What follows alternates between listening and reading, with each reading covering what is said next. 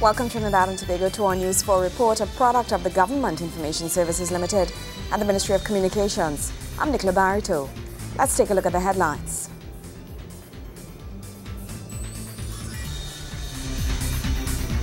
The Prime Minister says as the nation gets ready for the holy holiday of Diwali, one must not only remember to call on God in times of distress, but also in times of happiness. The Ministry of Transport seeks ways to provide assistance to maxi-taxi drivers in an effort to make their operations easier and safer. And all steps are being taken to ensure that consumers receive value for money as November 15th, the date for the removal of VAT on food items, gets closer. Thank you for joining us. Let go and let God. That's the word coming from Prime Minister the Honourable Kamla Bissessar as the nation gets ready to usher in the holy holiday of Diwali. Mrs. Bissessar says one must not only remember to call on God in times of distress, but also in times of happiness.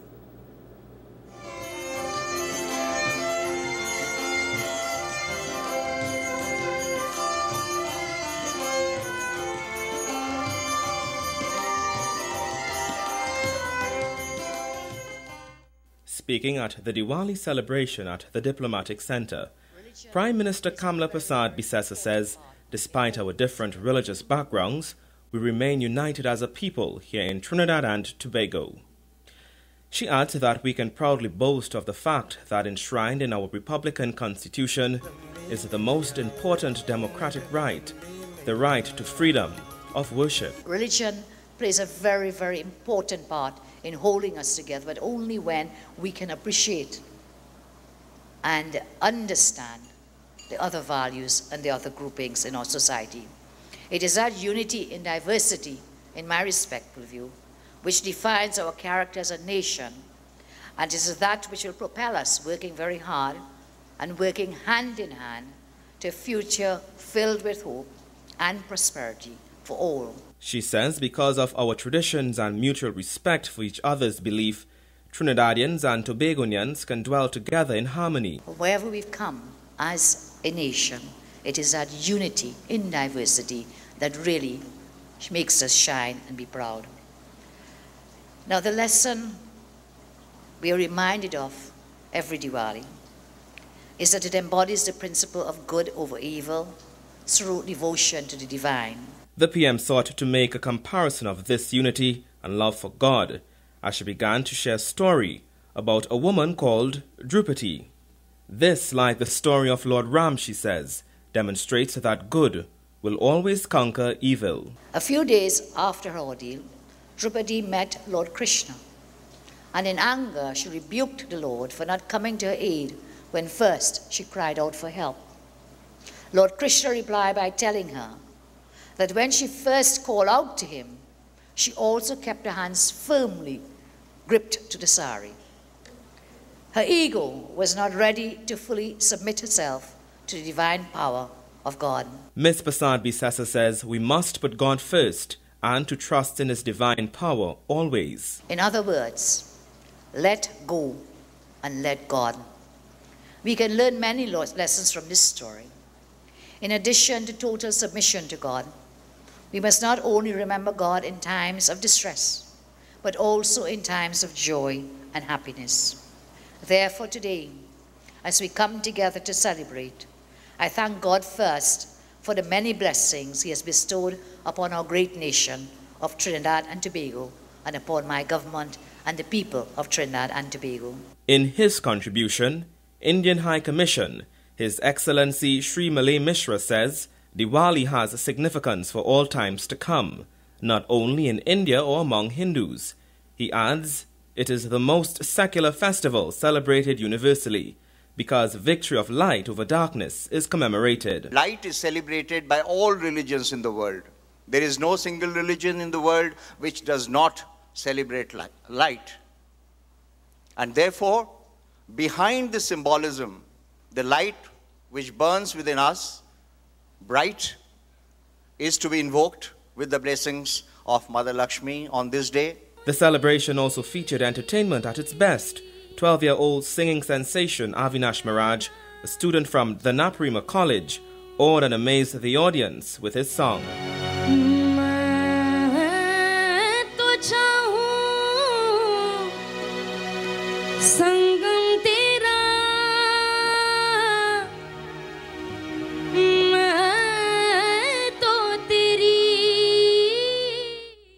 The audience got to see the musical talent of the cabinet. Minister of Local Government, Dr. the Honorable Suraj Ratan Rambajan, led the diplomatic corps in song.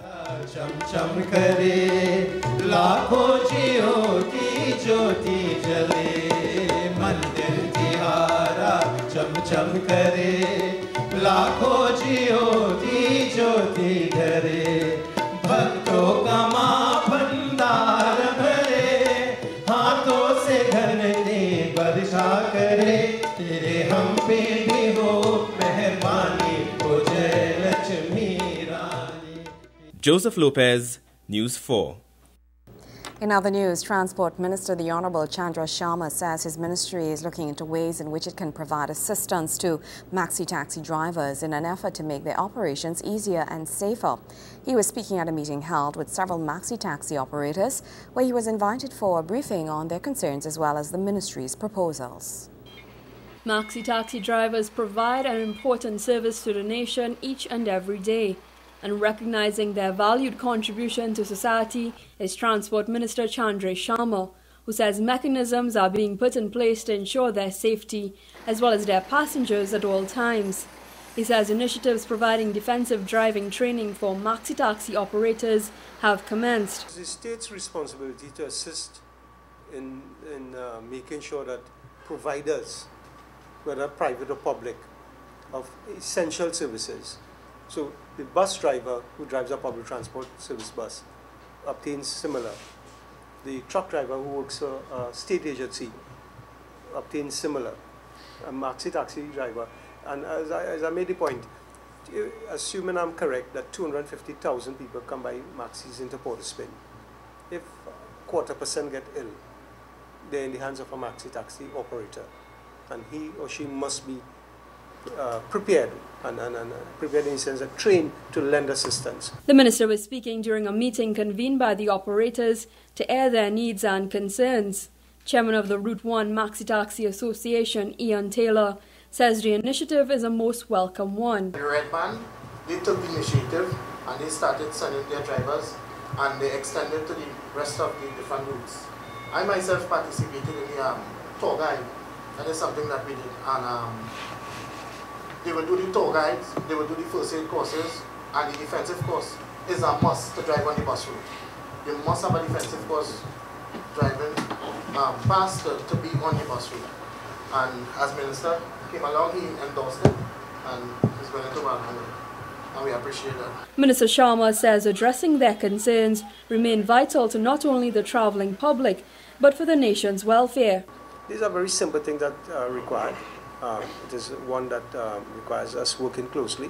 You would appreciate, as I indicated, this is our third or fourth meeting, I think, as in AS5. And on every occasion, the maxi-taxi drivers have to take time off from running and operating the maxis. So they're making a sacrifice, and they're investing with us their time. And as a result, it must be beneficial to them. When they benefit, the country benefits.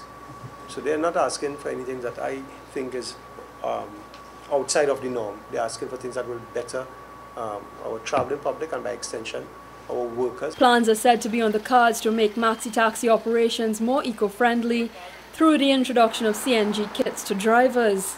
Government is said to be looking into what type of assistance the ministry could provide to these associations and their operators in its implementation. Kimberly Ramkalawan, News 4. News 4 continues after the break.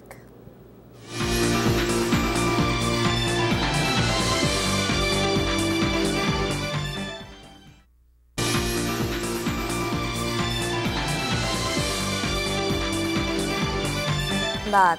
With November 15th looming and consumers eagerly awaiting the lowered food bill with the removal of value-added tax, all steps that should be are being taken to ensure that consumers receive value for their money. The assurance comes from Chairperson of the Prices Council, Wendy Lian, who says consumers should see a reduction in their bills by Christmas. Consumers have been given the assurance that they will benefit from the removal of value-added tax on food items by November 15th. Various stakeholders in the food industry gathered in an attempt to address the issue to promote transparency in the process of removing VAT prices. Chair of the Prices Council, Mrs. Wendy Leon, says consumers should see a reduction in their bills by Christmas. The public, therefore, has an anticipation and a very real perception that their grocery bills will go down. And in an effort to ensure that that happens, at least for the short term, because we do recognize that there are external factors, there are global costs beyond our control that are continuously pressuring prices in an upward spiral. But we feel that at least for the short term, that consumers can actually achieve a reduction in their grocery bills and that there will be some Christmas cheer and joy to spread around. Legal Affairs Minister Prakash Ramada says the discussions seek to promote a free and fair market to both consumers and businessmen. The mandate which that council has been given is to monitor food prices, but not just monitor, to really ascertain the truth in the market, because we are bound by law to not price fix, but to have a free market. And to ensure freeness, there must be true freeness in the market, and there must be truth in the marketplace reflected in the prices that our consumers pay so that they get value for their money without, as we've been terming, price gouging. Mrs. Leon urges supermarkets to be mindful of their responsibility to consumers and give value for money. We really want to carry through with the government's mandate, which is to bring prices down. And remember at the end of the day that whether you are a member of a supermarket association or a distributors association, you are ultimately also a consumer. So that we're looking for a win-win situation, and as Minister said, we are looking for cooperation at the highest level. And I think the transparency that comes with an opportunity like this is going to create greater trust and confidence, because the public does have this negative perception that prices in Trinidad and Tobago never go down. So please join with us to prove them wrong. If we take 15% off of a wide range of foods, then certainly somebody's grocery bill should be coming down. Vernon Persad, president of the Supermarkets Association, says justification ought to be given for any price increase and assures that communication of this to the public will be made available. Greater understanding by the public and appreciation for what is happening within the food industry on a whole will take place. Greater information outside there means that better decisions can be made by us, the supermarkets, by the customers. Minister Ramada in recent times has reminded consumers of their purchasing power when shopping. Kimberly Ramkalawan, News 4. Minister of the People and Social Development, Dr. the Honorable Glenn Ramadasing, says there has been a serious increase of street dwellers in the country, and his government is putting together a holistic plan to deal with the issue. The minister says his government will not give up the fight in finding remedies to help remove street dwellers from the nation's capital city and other boroughs around the country. He tells reporters his ministry is also looking into acquiring facilities and land to help accommodate homeless persons. Whilst our intention is to upgrade the Center for the Socially Displaced, which is the NIPDEC car park opposite Riverside Plaza, that can't be done until we obtain total permission from NIPDEC and the Ministry of Finance to begin those works. So we're working on those with several meetings with the NIPDEC. We are looking for suitable facilities to house street dwellers for the period when we begin our work. We are looking at Chuguanas.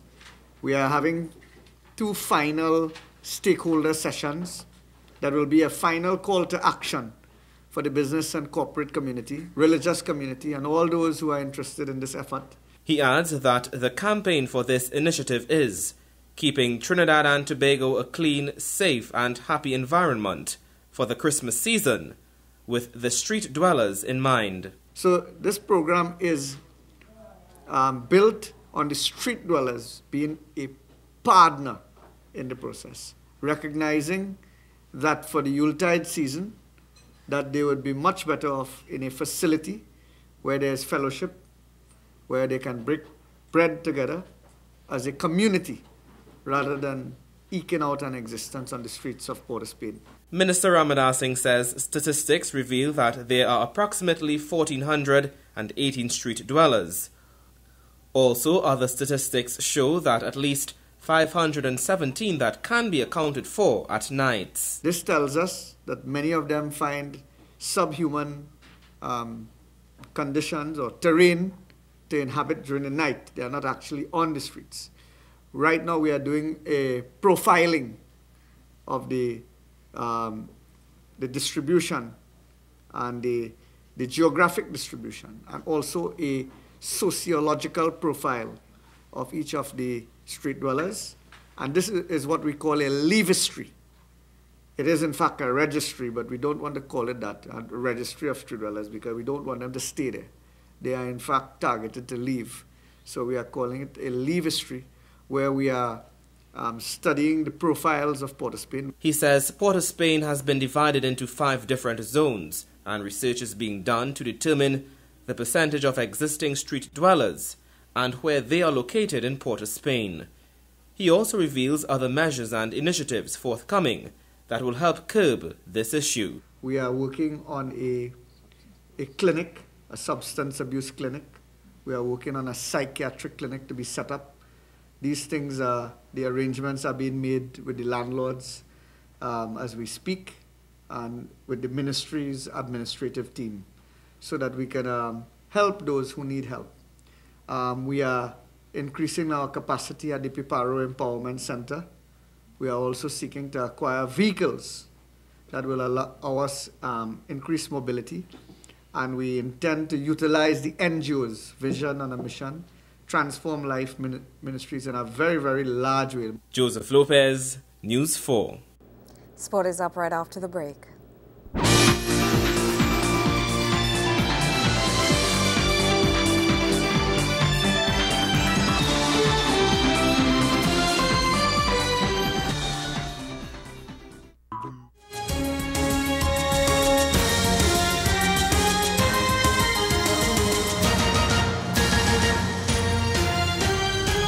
Over 900 young athletes participated in the Tobago leg of the Ministry of Sport Caravan 2012.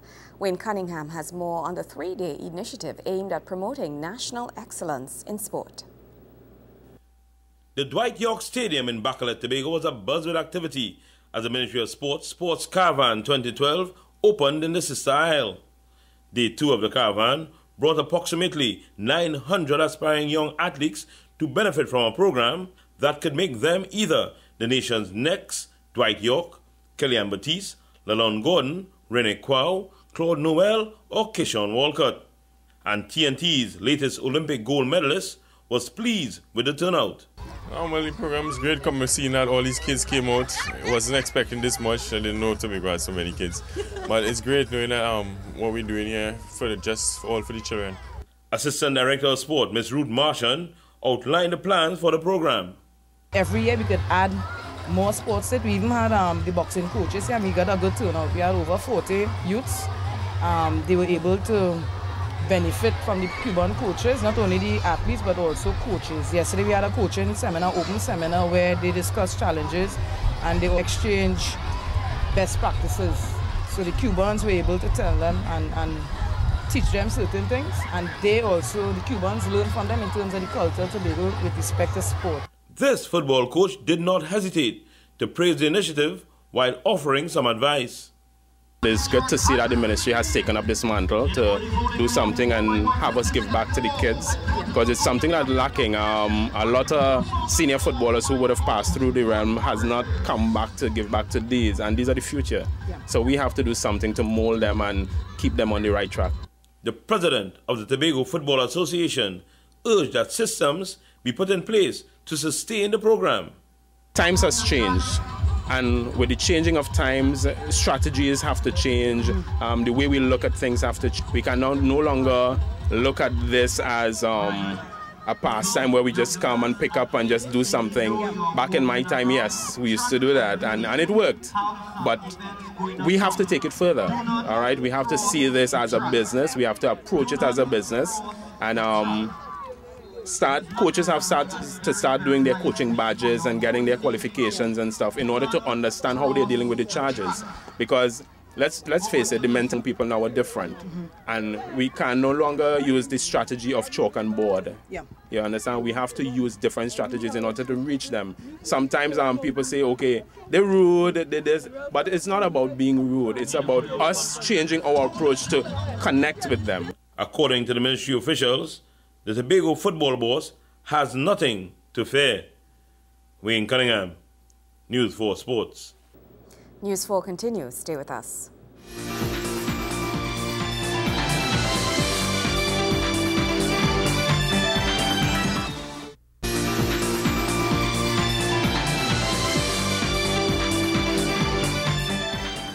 Minister of the People and Social Development, Dr. the Honorable Glenn Ramadasing, reveals that elderly abuse is on the increase in Trinidad and Tobago. He gave these statistics as he delivered the feature address at a public open forum for older persons. The Ministry of the People and Social Development made its way to Tobago as it held its 7th annual public open forum for older persons. The forum targets persons 55 years and older for discussion on a range of social programs currently available for senior citizens in Trinidad and Tobago. Persons in attendance are encouraged to share their concerns and ideas to help improve the quality of life for older persons in their community. Minister of the People and Social Development, Dr. the Honorable Glenn Ramadasing, while speaking, revealed some troubling statistics on elderly abuse. This, he says, is an indictment on our society and suggests persons should do what is necessary to ensure this does not occur. There is a steady increase in elderly abuse. 20% in the period 2009 to 2010, and a 28.5% increase in 2011, with most of the abuse occurring at the hands of relatives, caregivers, and nursing homes. That is a very sad indictment upon our society and something that we have to guard against. Also addressing persons at the forum was Minister of State in the Ministry of the People and Social Development, the Honorable Vanella Allen Toppin. Ms. Allen Toppin is urging aging persons to make use of the facilities put in place by the ministry to solve the land ownership problem in Tobago. 87% of the lands in Tobago are under the names of people who have long gone on. Now, the central government is putting things in place to have all those lands surveyed and brought under living owners. But we can change that because we still have life by willing our property to who we want. We have organized to put a depository of wills in Tobago where you can go and put your will in. Today we will talk about the preparation of wills and we will help you. Ms. Allen Toppin also believes that elderly persons should do what they can to shape the nation and its future by imparting knowledge only they possess. Pass on the wisdom of your years. Pass on in your daily speaking the values of good living. Pass on in your daily life as an exemplar the virtue of truth and honesty. Pass on in your attitude and behavior the gift of love. Pass on the gifts of patience and compassion. Pass on the knowledge that the Bible gives us that says, if a man does not work, he should not eat. Tell the young men and women how you created wealth for yourself and your family, how you fed your family. Give them that work ethic that you possess. Give them that sense of purpose, of pride in themselves, of achievement. Pass on the knowledge of agriculture, of herbs, of healing, of hunting and planting, of food and sowing and reaping. Pass on the knowledge of history. Tell them about slavery. Tell them about where we have come from and tell them about where we should be going. Gregory McBurney, News 4. Well, that's how we wrap up this edition of our News 4 report, a product of the Government Information Services Limited and the Ministry of Communications. I'm Nicola Barito. Thank you for joining us.